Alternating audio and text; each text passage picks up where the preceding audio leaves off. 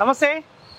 Osmania university దగ్గరున్న నిన్న నిరుద్యోగులు అయితే చెలో సచివాలయం అని పిలుపునిచ్చిన నేపథ్యంలో రాష్ట్ర ముఖ్యమంత్రి, రాష్ట్ర యంత్రాంగం మొత్తం, పోలీస్ డిపార్ట్మెంట్ నిన్న నిరుద్యోగుల కోసమే పనిచేశారు. ఎక్కడికక్కడ అక్రమంగా అరెస్ట్ చేసి ఉదయం నుంచి రాత్రి వరకు పోలీస్ స్టేషన్లో నిర్బంధించే ప్రయత్నం చేసినారు. నేను ఎందుకు ఈ ఉస్మానియా యూనివర్సిటీ పోలీస్ స్టేషన్ దగ్గరికి వచ్చినంటే, నిన్న ఇక్కడ చాలామంది నిరుద్యోగులని అరెస్ట్ చేసి మార్నింగే తీసుకొని వచ్చి ఇందులోనే నిర్బంధించినారు.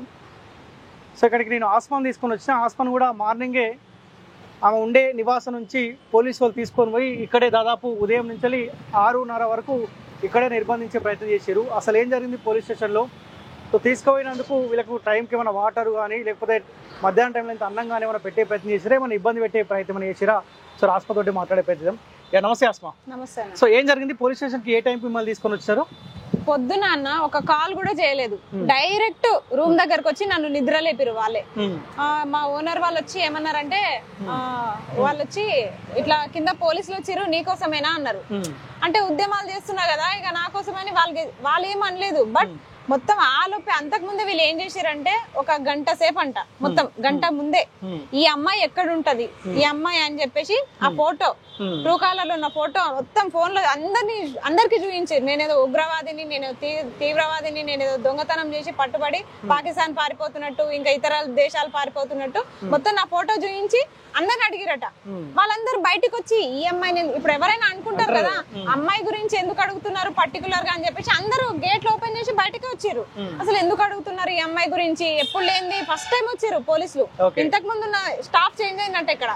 ఇంతకు ముందు ఉన్న ఎస్ఐలు, పోలీస్ కానిస్టేబుల్ అయితే డైరెక్ట్ కాల్ చేసేది, అరే మీ గురించి ఇట్లా ఉందంట కదా, ప్రివెంటివ్ అరెస్ట్ ఉంటది. వాళ్ళు ఇంకా సెల్ఫ్ గా నా రూమ్ దగ్గరకు వచ్చి ప్రివెంటివ్ అరెస్ట్, హౌస్ అరెస్ట్ చేసేది. వీళ్ళు అట్లా కాదు, అరాచకం చేసిరు.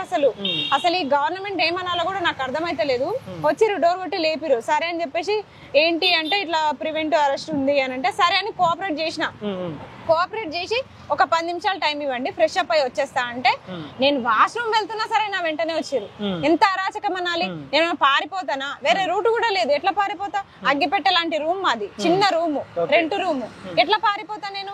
మొత్తం వాష్రూమ్ పైన వెంబడొచ్చింది కానిస్టేబుల్. సరే అని చెప్పేసి, నేను వస్తా మీరు వెళ్ళండి, గలీజ్గా ఉంటది, నేను వచ్చేస్తా మీరు వెళ్ళండి అని చెప్పిన. అంటే లేదు లేదు నువ్వు వచ్చేదాకా ఈయనే ఉంటామని కింద ఒక ఆయన వెయిట్ చేసిండు, పైనకి ఈమె వచ్చింది, ఇద్దరు వచ్చిరు. వచ్చి ఇక ఒక 5 నిమిషాల్లో నేను వచ్చేసిన, ఇక బుర్కా వేసుకొని ఇక దానా వచ్చేసిన. కోఆపరేట్ చేసినప్పుడు ఊకుండాలిగా, మొత్తం ఇక అందరు చూస్తున్నాగా కూడా అట్లే వచ్చేసిన. ఇంకా నాకే అనిపించింది ఎంత షేమ్ గా అంటే, ఎప్పుడు లేనిది ఫస్ట్ టైం అసలు ఇంత అరాచకంగా రూమ్ దాకా రావడం ఏంది. ఒక ఇన్ఫర్మేషన్ కూడా ఇవ్వలేదు, కనీసం నీకు ప్రివెంటివ్ అరెస్ట్ ఉంది ఇట్లా అని చెప్పేసి ఒక ఇన్ఫర్మేషన్ ఇస్తే నేనే వస్తా. ఎందుకంటే నేను ముట్టడికి ఎంకరేజ్ చేయలేదు, నేను ఎక్కడ కూడా ముట్టడి చేయండి అని మాట్లాడలేదు. అలాంటప్పుడు నన్ను ఎందుకు అరెస్ట్ చేసారు? బస్సులో ఉంటారు, లొకేషన్ వాళ్ళకి ఎట్లా తెలుసు? మీ లొకేషన్ ఎట్లా తెలుసుకున్నారో తెలీదు. ఇంతకు ముందు కూడా మొత్తం లొకేషన్ ట్రేస్ చేసిరో, ఎట్లా ఏం చేసిరో కూడా తెలియదు. అసలు వచ్చేసారు. అదే అన్న, ఇప్పుడు బస్తీలో ఉంటారని తెలుసు. ఇంతకు ముందు కూడా ఉద్యమాలు చేసినప్పుడు ప్రివెంటివ్ అరెస్ట్లు అయినాయి, హౌస్ అరెస్టులు కూడా అయినాయి కదా. వీళ్ళు ఏం చేసిరు, ప్రతి గల్లీలో ఇద్దరు పోయి వెతికిరు. ఎట్లా ఉంటది చెప్పండి? మొత్తం 11 గల్లీలు ఉంటాయి. 11 గల్లీలో ఇద్దరు పోయి వెతుకుతే నా ఫోటో చేయించుకుంటా, నేను ఎట్లా వెళ్ళాలి, రేపన్నాడు కూరగాయలకు ఎట్లా వెళ్ళాలి, చిన్న సామాన్లకు ఎట్లా వెళ్ళాలి, ఈ అమ్మాయి మన పోలీసులు వెతికిందని, నేనేమైనా తీవ్రవాదినా, రేపటి నుంచి నేను తలెత్తుకొని ఎట్లా తిరగాలి? అక్కడ నైట్ వెళ్తుంటే కూడా షేమ్ కనిపిస్తుంది, రూమ్ కి వెళ్తుంటే అందరు వింతగా చూస్తున్నారు నన్ను.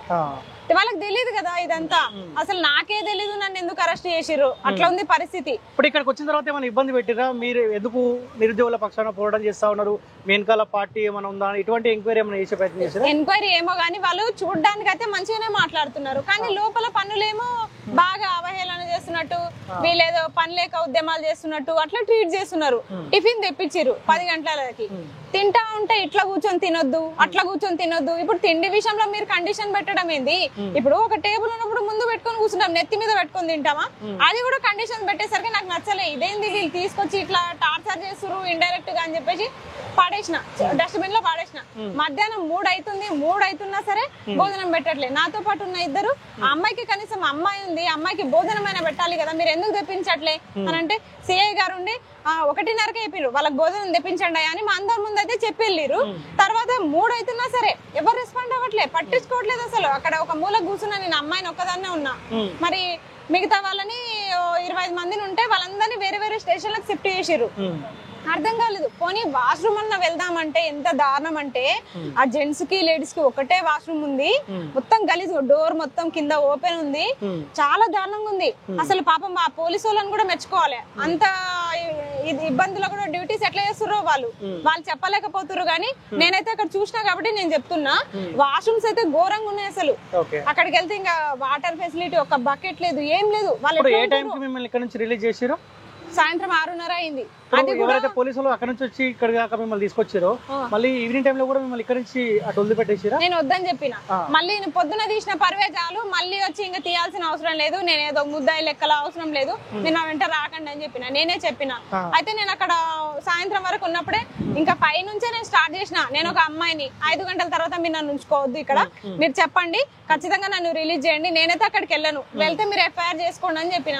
ఆ లోపే ఎమ్మెల్సీ అంజిరెడ్డి గారు కూడా కాల్ చేసి అమ్మాయి కదా వదిలేసేయండి, ఆమె ఏం వెళ్ళదు అని చెప్పేసి ఆయన అస్యూరెన్స్ ఇస్తే అప్పుడు వదిలేసారు వీళ్ళు. ఓకే, సో మీరు నిన్న పిలుపునిచ్చారు సెలవు సచివాలయం అని చెప్పి, ఇప్పుడు నిన్నటితో నిరుద్యోగులు సక్సెస్ అయ్యారా లేకపోతే రాష్ట్ర ప్రభుత్వం సక్సెస్ అయిందని మీరు? మేమే సక్సెస్ అయినాం. ఎట్లా సక్సెస్ అయినా? ఎందుకు కాలేదు?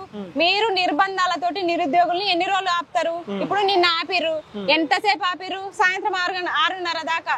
ఎంత దుర్మార్గపు ప్రభుత్వం అంటే, మీరు ఖార్గే గారు వస్తే ఇంతమంది నిరుద్యోగుల్ని బందీ చేసిరు మీరు. అంటే ఈ మా నిరుద్యోగుల సమస్య మీ దృష్టిలో ఉంది, కానీ ఖర్గే గారికి మా సమస్య తెలియదు అన్న ఉద్దేశంతో మీరు మమ్మల్ని బందీలను చేసిరు. మీ ప్రభుత్వం ఏంటి అర్థమవుతుంది అంటే, ఆయనకు తెలిస్తే మీ పోస్టులు ఊడిపోతాయి కాబట్టి, మీ సీఎం పదవి పోతాయి, మీ మంత్రి పదవులు పోతాయి కాబట్టి, ఆయన పోయి ఢిల్లీలో ఊదుతాడు కాబట్టి భయపడి మమ్మల్ని అందరినీ నిర్బంధించిరు. ఇంకొకటి, మమ్మల్ని అరెస్ట్ చేసేటప్పుడు ఆడపిల్లలు రేవంత్ రెడ్డి ఆయనను అరెస్ట్ చేసేటప్పుడు ఎంత బాధపడ్డాడు.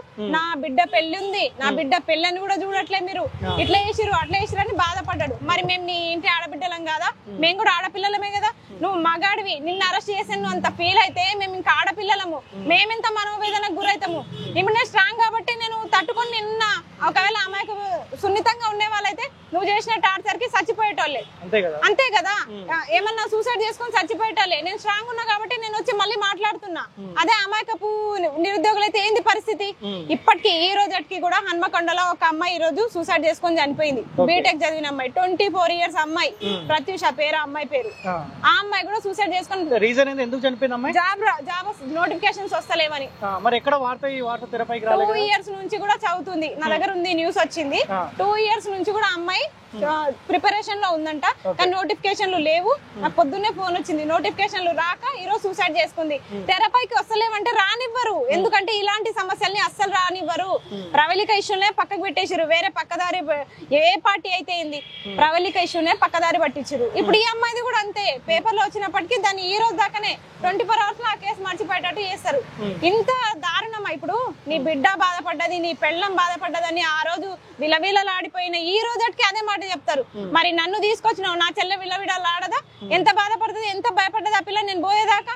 చాలా ఏడ్చింది. మరి మా చెల్లెకి నువ్వు సమాధానం చెప్తావా, నా ఓనర్స్ కి నువ్వు సమాధానం చెప్తావా?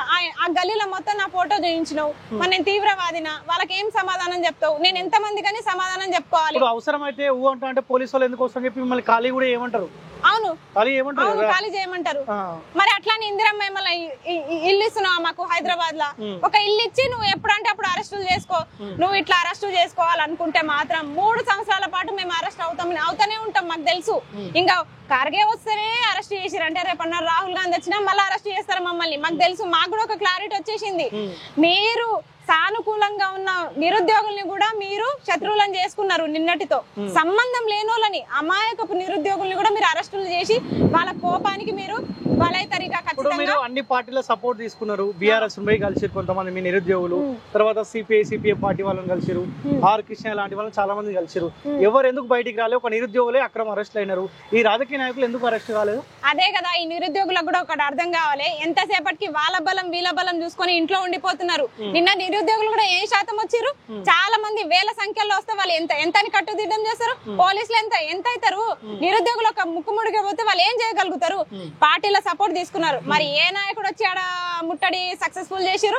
ఒక్క పార్టీ నాయకుడన్నా వచ్చిండా? ఎవ్వరు రాలే. అటు ఇటు పోయి పార్టీల మధ్యలో బలేది నిరుద్యోగులే. అది ఇప్పటికైనా నిరుద్యోగులు తెలుసుకోవాలి. ఏ పార్టీ కూడా వత్తాసు పలకొద్దు. వాళ్ళు మనల్ని వాడుకునేది ఏంది, మనమే వాళ్ళని వాడుకోవాలి. మరి నిన్న నిర్బంధంలో నిరుద్యోగులు అందరు ఉన్నారు, మన పార్టీలన్నీ పోవాలి కదా ముట్టడికి, వాళ్ళన్నా పోవాలి కదా. తెలంగాణలో కాంగ్రెస్ పార్టీ ఒక్కటే ఉందా, మిగతా పార్టీలు నిద్రపోతున్నాయా? నిన్న ఏం చేస్తున్నాయి మరి పార్టీలు? వాళ్ళందరూ వెళ్లి ముట్టడి ఎందుకు సక్సెస్ చేయలేదు? మరి వాళ్ళు రారు, నిరుద్యోగుల్ని మధ్యలోగా పావులుగా వాడుకుంటారు. వాళ్ళు తెల్లారి ఎంత కొట్టుకున్నా చివరికి వాళ్ళే మంచిగా సెట్టింగ్ వేసుకొని కూర్చొని మందులు తాగే టైపు వీళ్ళని నమ్ముకొని నిరుద్యోగులు ఎందుకు బలవుతున్నారు? పోయిరు మరి అందరు కలిసి పోయి ఇన్విటేషన్ ఇచ్చి ఎవరో ఒకరు నిరుద్యోగుల తరపు నుంచి పోయినప్పుడు మరి రాజకీయ నాయకులు ఎందుకు ముట్టడికి వెళ్ళలేదు? నిన్న ఎందుకు వెళ్ళలేదు? ఒక్క పార్టీ గట్టిగా మాట్లాడింది కదా, రేవంత్ రెడ్డిని సంగతి చూస్తాం, ఉద్యోగ భర్తీ చేయకపోతే అని చెప్పాడు. అట్లీస్ట్ హరీష్ రావు మీలాంటి వాళ్ళు అరెస్ట్ అయితే అట్లీస్ట్ ఒక భరోసా కలిపి కన్నా రావాలి కదా. చాలా మాట్లాడారు, కనీసం భరోసా పక్కన పెడితే మేము నిన్న మమ్మల్ని విడిపించండి, మాకు ఎలాంటి సంబంధం లేదని ఎంతమంది లీడర్లకు ఫోన్ చేసినా స్పందించలేదు. అసలు ఎవ్వరు స్పందించలేదు. చివరి ప్రయత్నంగా నేను అంజిరెడ్డి సార్కి నేను ప్రయత్నం చేసిన, సార్ నేను అమ్మాయిని నన్ను ఇప్పటిదాకా నిర్బంధం నుంచి వేరే దారి లేక చేసిన, ఇప్పటిదాకా పెట్టిరు, వీళ్ళు కుదిరితే ఇంకో 2 రోజులైనా నిర్బంధంలో పెడతారు. ఏంది పరిస్థితి? మా ఇంట్లో వాళ్ళు ఎంత టెన్షన్ పడి వాళ్ళు చచ్చిపోవాలా? ఇప్పుడు మీరు ఏం చేయగలుగుతారు? ఏమైనా పిలుపునిస్తే అరెస్ట్ చేస్తారు, గిట్నే పొద్దుగాల నుంచి సాయంత్రం వరకు కూర్చోబెడతారు. ప్రభుత్వం నుంచి ఎటువంటి చెల్లం రావట్లేదు. ఏం చేస్తే మీ సమస్యకు పరిష్కారం దొరుకుతుంది? అసలు వాళ్ళు అనుకుంటారు కానీ మేము వీళ్ళని పట్టుకున్నామని అనుకుంటున్నారు. కాదు, మా అంతటా మేమే వచ్చి మేము సరౌండ్ అయినాము, సరే పోనీ మేము మీకు కోఆపరేట్ చేసినాము, మేము మీకు స్పందించినాము, సరే వీళ్ళు మా కోసమే కదా ఇంత ఇది చేస్తున్నారని చెప్పేసి మా అంతటా మేము వచ్చి సరే పోలీస్ స్టేషన్ లో కూర్చుంటే మీరు మాకు చేసిన గుణపాఠం ఏంది, మీరు మాకు చేసిన మర్యాద ఏంది మేము చూసినాము. పోలీసులది కూడా తప్పులేదు, మొత్తం ప్రభుత్వం పైనుంచి ఒత్తిడి చేస్తుంది. ఇంత పెద్ద లిస్ట్ ఇచ్చిరు, వీళ్ళని అరెస్ట్ చేయండి అని. మొత్తం 5 పేపర్ల లిస్ట్ ఉంది, A4 సైజ్ పేపర్ల 5 పేపర్ల లిస్టు. అంతమంది నిరుద్యోగుల్ని అరెస్ట్ చేయమని చెప్పేసి వీళ్ళకి ప్రభుత్వం నుంచి ఒత్తిడి వచ్చింది. మరి ఇంటెలిజెన్స్ వాళ్ళు ఏం రిపోర్ట్ ఇస్తున్నారు? ముట్టడికి పిలిపించింది ఎవరిని కలిసిరు? కనీసం ఒక మెసేజ్ ఉందా? ఇప్పుడు నన్ను అరెస్ట్ చేసిరు, నేను ఎక్కడైనా ముట్టడి చెయ్యండి, ఖచ్చితంగా చేయండి అని చెప్పేసి ఎక్కడైనా ఒక మెసేజ్ ఇచ్చినానా? లేకపోతే ఏమన్నా రెచ్చగొట్టే విధంగా మాట్లాడినానా? ఎప్పటివో తీసుకొచ్చి మీరు ఆ రోజు ఆ వీడియోలో ఇట్లా మాట్లాడిరు, ఆ సభలో ఇట్లా మాట్లాడిరు అంటే అప్పుడేం చేసినావు? అప్పుడేం చేయకుండా నిన్ననే గుర్తొచ్చిందా నీకు? నిన్న గుర్తొచ్చిందా? అంటే నీ భయం ఏంది? మేమందరం వెళ్ళి ఖర్గేకి చెప్తాము నీ గురించి, నీ సీఎం పదవి పోతుంది, నీ మంత్రి పదవి పోతుంది, నువ్వు భయపడుతున్నావా? సిగ్గుశరం ఉండక్కర్లా నిరుద్యోగులు ఇంత ఇబ్బంది పెట్టడానికి. ఇప్పుడు ఏ ఒక్కరు కూడా అట్లీస్ట్ సచివాలయం టచ్ చేసే ప్రయత్నం కూడా వేయలేదు. అంటే మీరు ఇంతమంది రాష్ట్ర వ్యాప్తంగా నిరుద్యోగులందరూ ఏకమవుతారు, ఖచ్చితంగా సచివాలయాన్ని ముట్టడిస్తామన్న మాట మీరు చెప్పారు. అంటే మీరు కూడా ఒక పకడ్బందీ ప్లాన్ తోటి ఉండాలి కదా. అంటే పోలీసులు వాళ్ళు అరెస్ట్ చేసే ప్రయత్నంలో వాళ్ళు ఉంటారు, మీరు కూడా ఒక పకడ్బందీ ప్లాన్ తోటి సచివాలయాన్ని ముట్టడించే ప్రయత్నంలో మీరు విఫలమయ్యారు అనుకోవచ్చా? ఇప్పుడు విఫలమయ్యారని నేనైతే చెప్పను, ఖచ్చితంగా సఫలమైనం. ఎందుకంటే మేము ఉండేది నిరుద్యోగుల మందం హైదరాబాద్ లో మాత్రమే లేవు, ప్రతి జిల్లాలో నిరుద్యోగులు ఉన్నారు. వాళ్ళందరూ వేరే జిల్లాల నుంచి రావాలి. వాళ్ళు వచ్చేసరికి బస్సులలో మరి పోలీస్ స్టేషన్ వాళ్ళకి నియర్ బై పోలీస్ స్టేషన్స్ ఉంటాయి కదా వాళ్ళ జిల్లాలో కూడా, అక్కడ వాళ్ళని అక్కడనే కట్టుదిడ్డం చేసేసిరు, జిల్లాల వారిగా వాళ్ళని అక్కడనే అరెస్టులు చేసిరు. మేము ఇక్కడ హైదరాబాద్ లో ముందుకు నడిపే వాళ్ళని ఇక్కడ అరెస్టులు చేసేసిరు. అట్లాంటప్పుడు ఎట్లా పోతాం? సరే మమ్మల్ని అరెస్ట్ చేసిరు, ఈ పార్టీ పెద్దలన్నా సరే నిరుద్యోగులు ఇట్లా అరెస్ట్ చేసిరు, మీరు ఖచ్చితంగా మేం చేస్తాం సక్సెస్ఫుల్, మీరు లేకపోతే మీకు సపోర్ట్ గా మేమున్నామని మాట్లాడే నాయకులు నిన్న ఏడబండిరు, నిద్రపోయారు మీరు. మరి మీరు నిన్న ఎందుకు రాలేదు? మరి మీ సట్టును తీసుకొని ఎందుకు రాలేదు? మీ కార్యకర్తలను తీసుకొని మీరు ఎందుకు రాలేదు? మరి మీరు పోవచ్చు కదా. మేము నిరుద్యోగులం పోలీస్ స్టేషన్ లో ఉన్నాము, మరి మమ్మల్ని విడిపించే ప్రయత్నము చేయలేదు, సాయంత్రం దాకా ఉన్నాము. ఇంకొకటి, ఎవరి కార్యకర్తల్ని వాళ్ళు ఏ పార్టీ వాళ్ళని విడిపించుకున్నారు, మేము మాత్రమే నిరుద్యోగులం సాయంత్రం దాకా పోలీస్ స్టేషన్ లో ఉన్నాం. మరి సాయంత్రం దాకా ఉన్నోళ్ళే నిరుద్యోగులు. ఇప్పటికైనా సిగ్గు రావాలి కదా ఈ ప్రభుత్వానికి. అరే నిజమైన నిరుద్యోగులు సాయంత్రం 6 గంటల దాకా ఉన్నారు, ఏ పార్టీ నాయకుల్ని ఆ పార్టీ వాళ్ళు విడిపించుకున్నారు, గంట కూడా ఉంచలే వాళ్ళని. అంటే మాకు ఎవరు సపోర్ట్ లేకనే కదా నిరుద్యోగులం అనాథల లెక్క పోలీస్ స్టేషన్లలో కూర్చున్నాం మేము. సో ఏంది మీ నెక్స్ట్ కార్యాచరణ ఎట్లా ఉండబోతుంది? నెక్స్ట్ కార్యాచరణ ఏంటంటే ఇప్పుడు చెప్పి చేసినాము, నెక్స్ట్ చెప్పకుండానే చేస్తాం. ఏం చేస్తారు అప్పుడు? కేసులు అయితే కదా. కేసులు ఎందుకైతే? ఇప్పుడు మీరు ఉద్యోగ నోటిఫికేషన్లు ఇవ్వనప్పుడు మీరు ఏ విధంగా మా మీద కేసులు పెడతారో దాన్ని మేము ఎదుర్కొంటాం. మీరు ముట్టడిలు అన్నప్పుడు మేము స్వేచ్ఛనిచ్చినాము, మీరు స్వేచ్ఛ మాకు ఇచ్చిర్రు అనుకున్నాము, కానీ ప్రజాస్వామ్యంలో మీరు మాకు స్వేచ్ఛని ఇవ్వలేదు, అది అబద్ధము, నిన్నటి నిర్బంధంతో తేలిపోయింది. కనీసం ఎంత దారుణం అంటే నిన్నంత వందల మంది వేల మంది అరెస్ట్ అయ్యారు కదా, ఒక్క పేపర్ లో కూడా న్యూస్ రాలేదు, ఒక్క పేపర్ లో కూడా. పాపం చిన్న చిన్న యూట్యూబర్సే ఛానల్సే మా గోడుని వినిపిస్తున్నాయి కానీ ఒక్క పేపర్ లో కూడా కవర్ చేయలేదు. ఎందుకు? ఏ పార్టీ ఏ పేపర్ ని పెట్టుకుందో. మరి ప్రతిపక్షాలన్నా వాళ్ళ పేపర్స్ ఉన్నాయి కదా ఫేవర్ గా, ఆ పేపర్లన్నా మా గురించి రాయాలి కదా. అసలు మా సమస్యను రాయడానికి ఒక్క పేపర్ కాదు, ఒక రోజంతా ఆ పేపర్ మొత్తం సరిపోతుంది. అలాంటప్పుడు కనీసం వీళ్ళు ఇట్లా ఇబ్బంది పడ్డారన్న ఒక నిరుద్యోగుల గురించి ఒక పేపర్ లైన్ ఇచ్చిరా? ఇంత దారుణం అసలు. ఇట్లా ఉంది తెలంగాణలో. Thank you so much. ధైర్యంగా ఉండండి, ఇంకా బలమైన పోరాటం చేయండి. ఖచ్చితంగా మీకు మాలాంటి వాళ్ళం అయితే 100% అండగా. కరెక్టే. నేను ఒక్కటే ఏం అడుగుతున్నా అంటే, ఇంత భయపడుతున్నారు కదా నిరుద్యోగులకి, ఇంత భయపడుతుంది మేమంటే ఇంత భయం ఉంది. ఇంత భయం ఉన్నప్పుడు నోటిఫికేషన్స్ ఇవ్వు. మేము వేరే ఏం అడుగుతున్నాం? నోటిఫికేషన్స్ ఇయ్యాక మమ్మల్ని ఇట్లా నిర్బంధాలు చేస్తే ఎన్ని రోజులు చేస్తారు? ఇంకొకటి, మీ పార్టీల వల్ల అందరం అలసిపోయినాం. ఏ పార్టీకి కూడా మేము నమ్మే పరిస్థితుల్లో లేం నిరుద్యోగులం. నిన్నటితో ప్రతి నిరుద్యోగి కూడా అర్థమైంది, ఏ పార్టీ కూడా వాళ్ళ స్వలాభం కోసం ఆ పూటకు మాట్లాడతారు తప్ప ఎవ్వరు కూడా నిల్చోరని అందరికి అర్థమైంది. కాబట్టి ఈ నిరుద్యోగులమే స్టాండ్ తీసుకోవాలి, ఏదైనా సరే నిరుద్యోగులమే నిర్ణయం తీసుకోవాలి. దయచేసి ఈ పార్టీల దగ్గరికి వెళ్ళి తొత్తులుగా మారకండి. ఇంకొకటి ఏంటంటే, ఆయన అరెస్ట్ అయినప్పుడు మాత్రం బాధపడ్డాడు. ఇప్పటికీ సంవత్సరాలు గడిచినా అదే చెప్పుకుంటాడు. ఆయన పెళ్ళాము బిడ్డ మాత్రమే మనుషులా? మేము మనుషులం కాదా? మేము ఆడోళ్ళం కాదా? అంటే మహిళలకి ఫ్రీ బస్సులు 2,050 రూపాయలు ఇవి ఇస్తే మీరు స్వేచ్ఛనిచ్చినట్లా? మరి మా స్వేచ్ఛని నిన్న హరించిరు. ఇప్పుడు దీనికి ఏం సమాధానం చెప్తారు? స్వేచ్ఛ ఎక్కడుంది మాకు? కనీసం బయటకు వచ్చి ఎవరికన్నా అరే లోపల ఇట్లా ఇబ్బంది పెడుతురని చెప్పే పరిస్థితి కూడా లేదు. మీ ఫోన్లు ఇచ్చేయండి. ఇదెక్కడ రాచకం? ఫోన్లు ఇచ్చేస్తారా? ఎవరన్నా ప్రివెంటివ్ అరెస్ట్ లా ఫోన్లు ఇచ్చేస్తారా? మేము ఎందుకు ఇవ్వాలి ఫోన్లు? కనీసం మా ఇంటి వాళ్ళకు కూడా మేము ఇన్ఫర్మేషన్ ఇవ్వద్దా? అంటే మేము చచ్చిపోయిన లెక్కలు ఆ రోజు అంటే మీరు ఏమైనా చేసి సంపేసినా మేము ఎవరికి చెప్పుకోలేని పరిస్థితి. అట్లనే అనిపిస్తుంది. చాలా దారుణంగా ఉంది. ఈ పద్ధతులు మార్చుకుంటే మంచిది, లేకపోతే ఇంతకింత బరాబర్ అనుభవిస్తారు. గత ప్రభుత్వాలని ఎట్లా మట్టి కొట్టినామో ఈ ప్రభుత్వాన్ని కూడా అట్లా చేస్తాము. చాలా నిరసన సెగలు ఇంకా తగులుతాయి ముందు. ఇన్ని రోజులు చెప్పి చేసినాము, ఇప్పటి నుంచి అయితే చెప్పకుండానే చేస్తాం. Thank you so much. So అది నిరుద్యోగి హాస్మతో స్పెషల్ ఇంటర్వ్యూ. ఇప్పటికైనా ప్రభుత్వం ఆలోచించాల్సిన అవసరం ఉన్నది. పదే రేవంత్ రెడ్డి ఆనాడు కేసీఆర్ అరెస్ట్ చేసినప్పుడు పదే ఆ అంశాన్ని తెరపై తీసుకుని వచ్చి మాట్లాడే ప్రయత్నం చేస్తూ ఉంటావు కదా. మరి ఒక ఆడబిడ్డని అక్రమంగా అరెస్ట్ చేసి పొద్దుగాల నుంచి ఇదే పోలీస్ స్టేషన్లో నిర్బంధిస్తే మరి వాళ్ళ కుటుంబం, వాళ్ళ చెల్లె, వాళ్ళ ఫ్యామిలీ మెంబర్స్ ఎంత ఇబ్బంది పడి ఉంటారు. ఆనాడు నిన్ను ఆ దర్బాదాలు పాల్గొట్టి నిన్ను అరెస్ట్ చేస్తే నీ భార్య, నీ పిల్లలు ఎంత బాధపడరు? వాళ్ళకు కూడా ఫ్యామిలీ ఉంది కదా, వాళ్ళు కూడా అట్నే బాధపడతారు కదా. సో దయచేసి గవర్నమెంట్ కూడా ఇవన్నీ దృష్టిలో పెట్టుకొని కాస్త ఆలోచించి ఇటువంటి ప్రయత్నాలు చేసే ప్రయత్నం చేయండి. సో ఇప్పటికైనా వాళ్ళు ఏం అడుగుతా ఉన్నారు? వాళ్ళకి ఇచ్చిన హామీలు నెరవేర్చమని అడుగుతా ఉన్నారు. నాణ్యమైన మీరైతే హామీలు ఇచ్చారో ఆ హామీలే నెరవేర్చే ప్రయత్నం చేయడం అడుగుతా ఉన్నారు. సో ఇప్పటికైనా ఇటువంటి అరాచక పాలనని ఆపకపోతే, ఇటువంటి అక్రమంగా ఈ అరెస్ట్ విధానాన్ని ఆపకపోతే రాబోయే రోజుల్లో ఖచ్చితంగా కాంగ్రెస్ పార్టీకి ఇబ్బంది అయ్యే అవకాశం 100% ఉంటుంది. చూసుకోండి పక్కా తెలంగాణ ఈ ప్రజలకు.